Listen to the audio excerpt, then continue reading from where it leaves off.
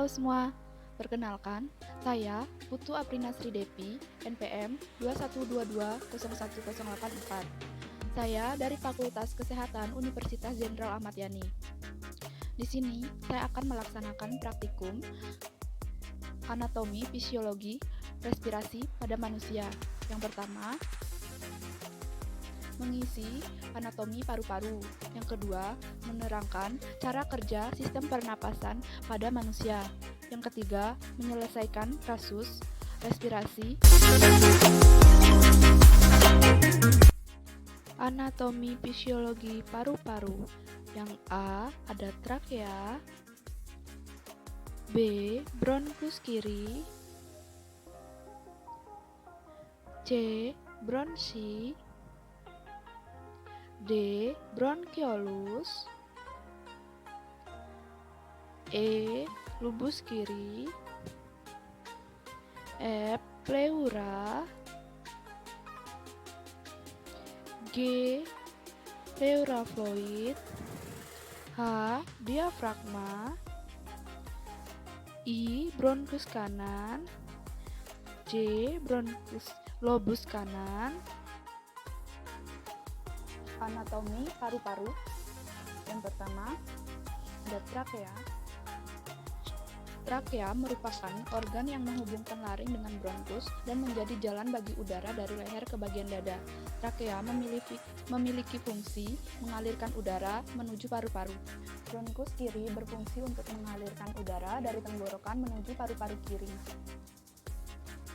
Lalu yang C ada bronsi atau bronkus. Bronkus merupakan saluran yang memastikan udara masuk dengan baik dari trakea ke alveolus. Selain sebagai jalur masuk dan keluar udara, bronkus juga berfungsi mencegah infeksi dan mengantarkan udara dari saluran nafas atas ke dalam paru-paru, sekaligus mengeluarkan dari paru-paru. Lalu yang D, bronkiolus. Bronkiolus merupakan cabang dari bronkus yang berfungsi untuk menyalurkan udara dari bronkus ke alveoli. Bronkiolus juga berfungsi untuk mengontrol jumlah udara yang masuk dan keluar saat proses pernapasan berlangsung. Lalu yang E ada lubus kiri. Lubus kanan dan kiri dipisahkan oleh ligamen falciform.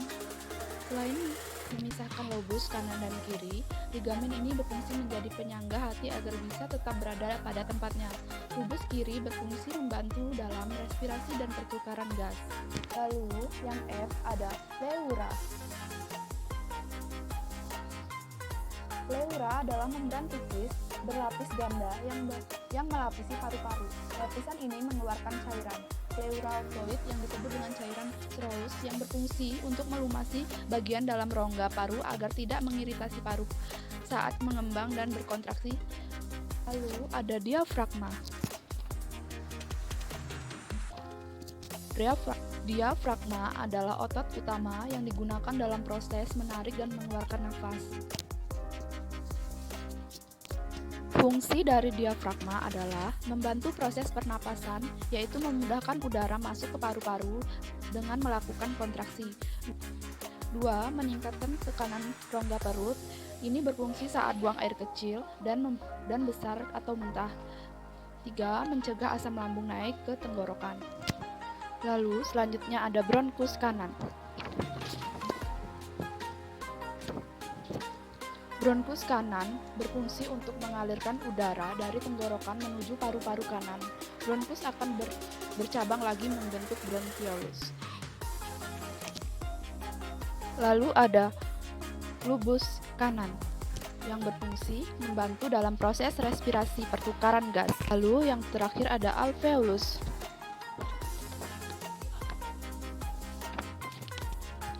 Alveolus adalah kantong-kantong kecil di dalam paru yang terletak di ujung bronkiolus. Fungsinya adalah sebagai tempat pertukaran oksigen dan karbon dioksida.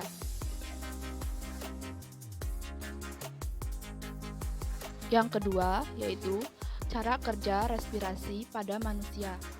Yang pertama, ketika menarik napas atau disebut dengan inspirasi atau inhalasi, diafragma dan otot-otot di antara tulang rusuk akan berkontraksi dan meluaskan rongga dada sehingga paru-paru bisa mengembang dan terisi udara. Yang kedua, udara masuk lewat hidung dan mulut melewati proses penyaringan partikel-partikel kecil oleh rambut-rambut hidung lalu menuju ke trakea atau batang tenggorokan. Yang ketiga, udara dari trakea masuk ke paru-paru melalui serangkaian cabang di paru-paru yang disebut dengan bronkus dan bronkeolus kemudian berujung di alveolus.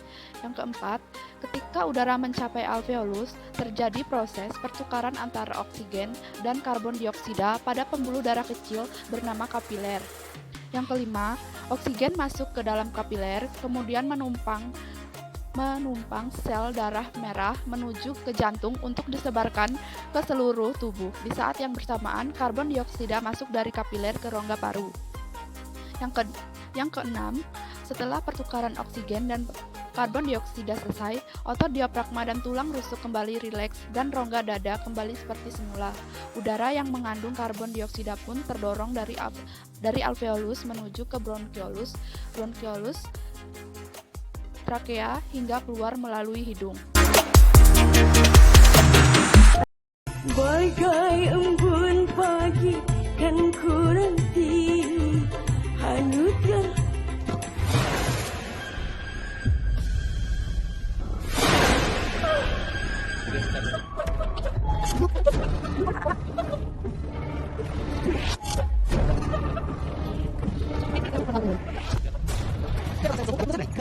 Lalu, yang ketiga, menyelesaikan kasus respirasi dengan pendekatan keperawatan. Pada kasus yang terjadi jatuh pingsan. Pingsan biasanya terjadi secara mendadak.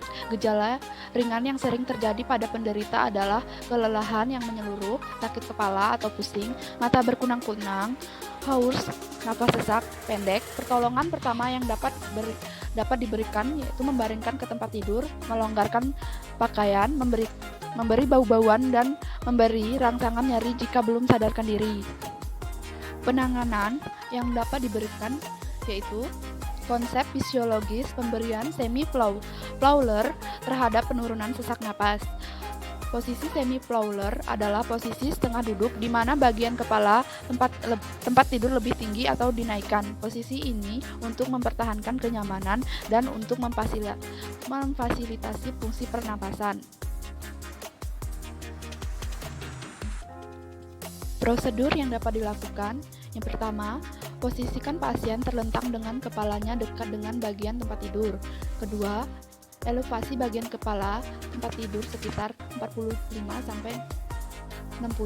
cm. Letakkan kepala pasien di atas kasur atau di atas bantal yang sangat kecil. Lalu, gunakan bantal sebagai penyokong lengan dan tangan pasien jika pasien tidak dapat mengontrol secara sadar. Lalu, posisikan bantal pada bagian punggung bawah pasien. Letakkan bantal kecil atau gulungan pada bagian paha pasien. Lalu, letakkan bantal kecil atau gulungan kain di bawah mata kaki pasien. Yang terakhir, letakkan papan penyangga kaki di atas kaki pasien.